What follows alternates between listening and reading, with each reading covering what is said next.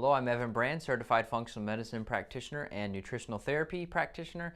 Today I'm talking with you about autoimmune triggers in the gut. I've worked with thousands of clients around the world via Skype and phone. Many people that come to me have autoimmune disease. I'm not going to cover all autoimmune disease today. I will when we get to Proteus, which is a species of bacteria that can cause general autoimmunity. That could be basically anything. But we're going to talk about a few specific key issues I always see, which one's going to be Hashimoto's thyroiditis, which is autoimmunity of the thyroid. This is where the immune system attacks the thyroid gland. Now, there's many different triggers. There's not just one trigger, just like there's not one thing that's going to make or break your health. There's a factor, there's a bucket. When that stress bucket gets full, toxins, food sensitivities, bad sleep, bad stress, bad relationships, bad people in your life that don't belong and you need to cut them out. All of these factors combined with some of these autoimmune triggers in the gut, that's what can create disease. First things first, Citrobacter. I see this all the time on a stool test that I run. It's a DNA PCR based stool testing. You can learn more here. Your conventional doctor stool testing is not going to cut it. It's 20 to 30 years outdated. It's very inaccurate. So when you're talking about these bacteria, we're finding these on a functional medicine stool test that you do at home and you send it back to the lab. With Citrobacter, number one link, rheumatoid arthritis.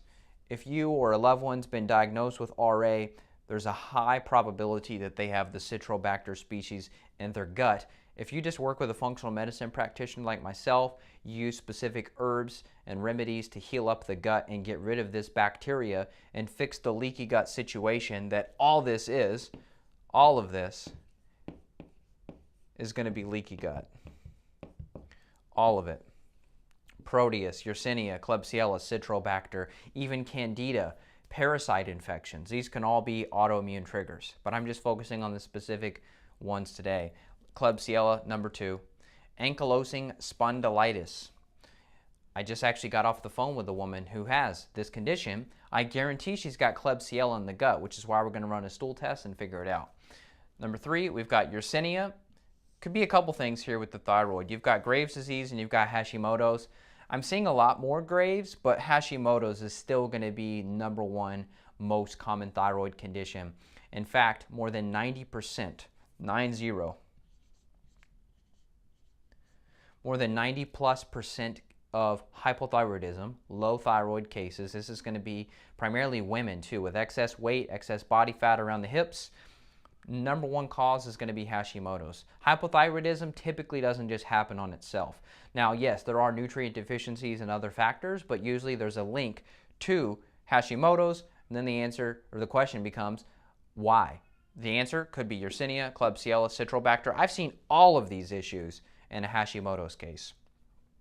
Proteus, we talked about those. There's a couple different species. There's one called Proteus mirabilis. There's one called Proteus spp.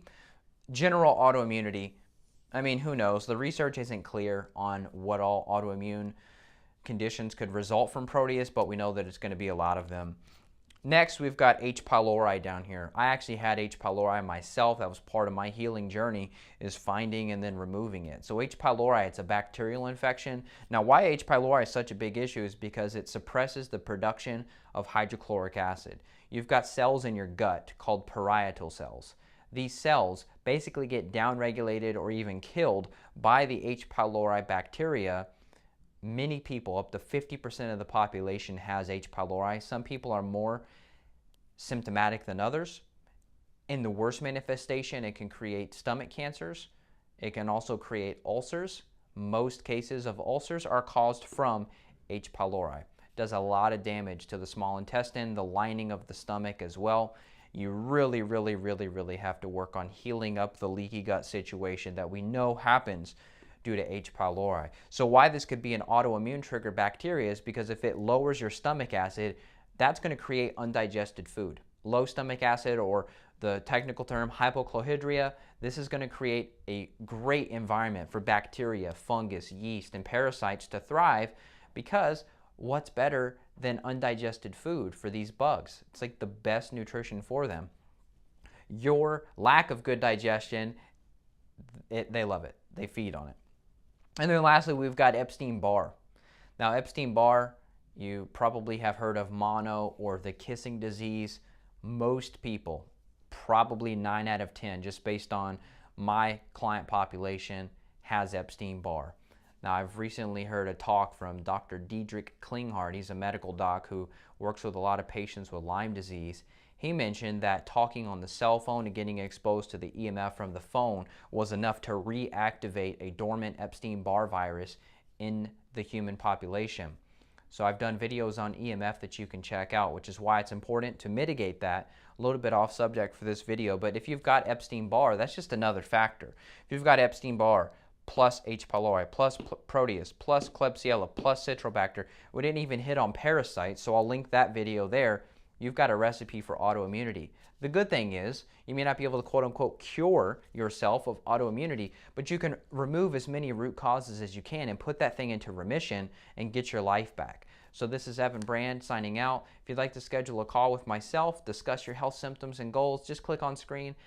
I would look forward to talking with you soon. Take care. Bye-bye.